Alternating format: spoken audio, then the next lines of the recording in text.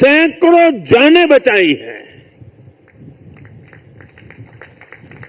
हजारों करोड़ रुपए के नेशनल और इंटरनेशनल कार्गो की सुरक्षा की है।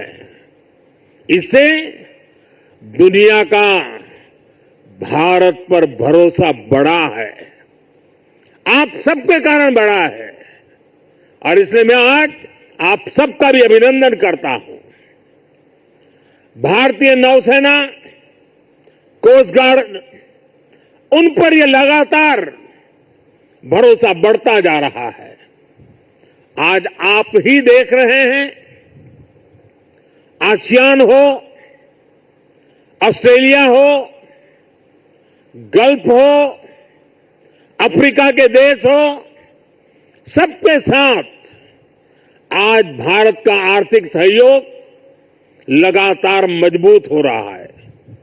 संबंधों की इस मजबूती में इंडियन ओशन रीजन में भारत की उपस्थिति, भारत का सामर्थ्य एक बहुत बड़ा आधार है, और इसलिए आज का ये आयोजन सैन्य दृष्टि के साथ ही आर्थिक दृष्टि से भी उतना ही अहम है।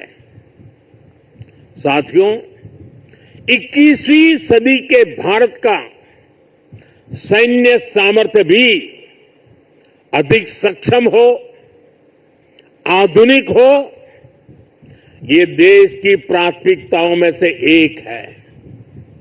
जल हो, थल हो, नभ हो, डीप सी हो या फिर असीम अंतरिक्ष, हर जगह भारत अपने हितों को सुरक्षित कर रहा है। इसके लिए निरंतर रिफॉर्म्स किए जा रहे हैं। चीफ ऑफ डिफेंस स्टाफ का गठन ऐसा ही एक रिफॉर्म है। हमारी सेनाएं और अधिक एफिशिएंट हो, इसके लिए थिएटर कमांड की दिशा में भी भारत आगे बढ़ रहा है।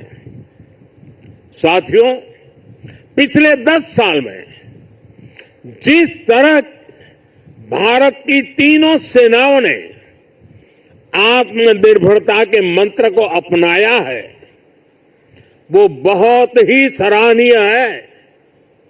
संकट के समय दूसरे देशों पर भारत की निर्भरता कम से कम हो, इस गंभीरता को समझते हुए आप सभी इस काम को आगे बढ़ा रहे हैं, नेतृत्व दे रहे हैं।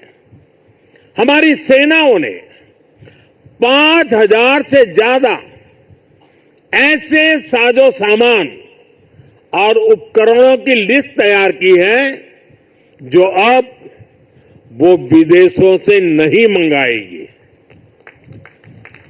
जब भारत का सैनिक भारत में बने साजो सामान के साथ आगे बढ़ता है तो उसका आत्मविश्वास भी कुछ अलग ही होता है।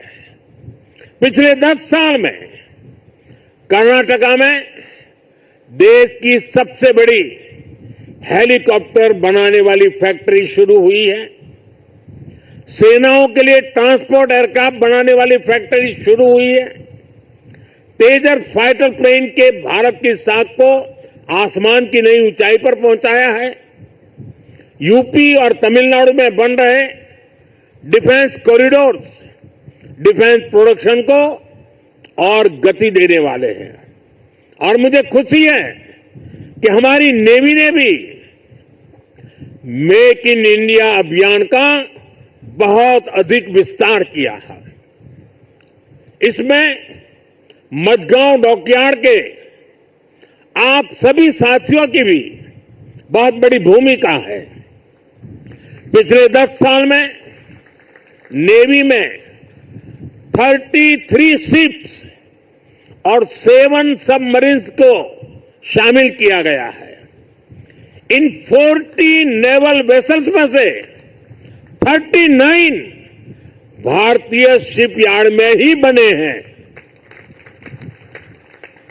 हमारा इसमें हमारा भव्य विराट आईएनएस विक्रांत एयरक्राफ्ट कैरियर और आईएनएस अरिहंत और आईएनएस अरिघात जैसी न्यूक्लियर सबमरीन भी शामिल है।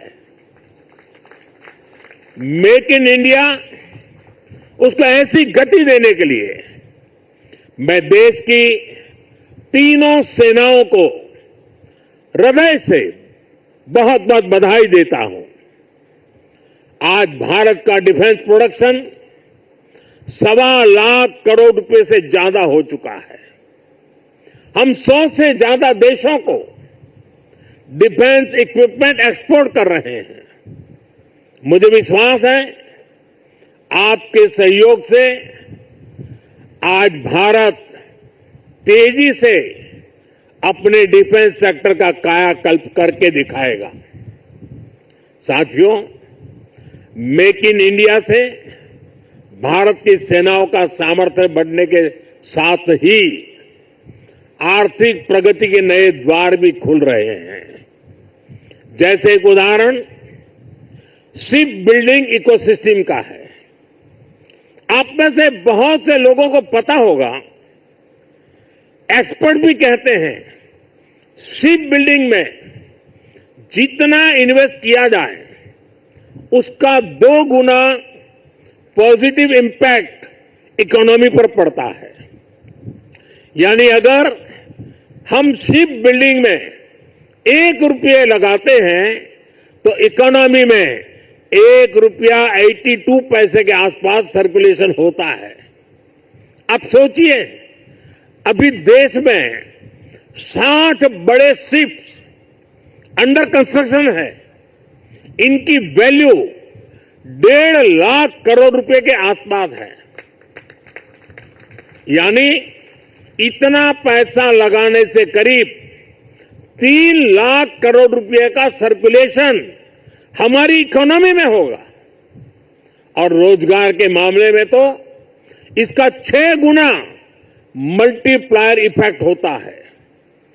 जहाजों का ज्यादातर सामान, ज्यादातर पार्ट्स देश के एमएसएमई से ही आता है। इसलिए अगर 2000 वर्कर एक जहाज बनाने के काम में लगते हैं तो दूसरी इंडस्ट्री में जो एमएसएमई सप्लायर है उस एमएसएमई सेक्टर में करीब 12,000 रोजगार बनते हैं। साथियों, आज भारत दुनिया की तीसरी बड़ी इकोनॉमी बनने की तरफ तेजी से आगे बढ़ रहा है। हमारी मैन्युफैक्चरिंग, हमारी एक्सपोर्टिंग कैपेसिटी भी लगातार बढ़ रही है।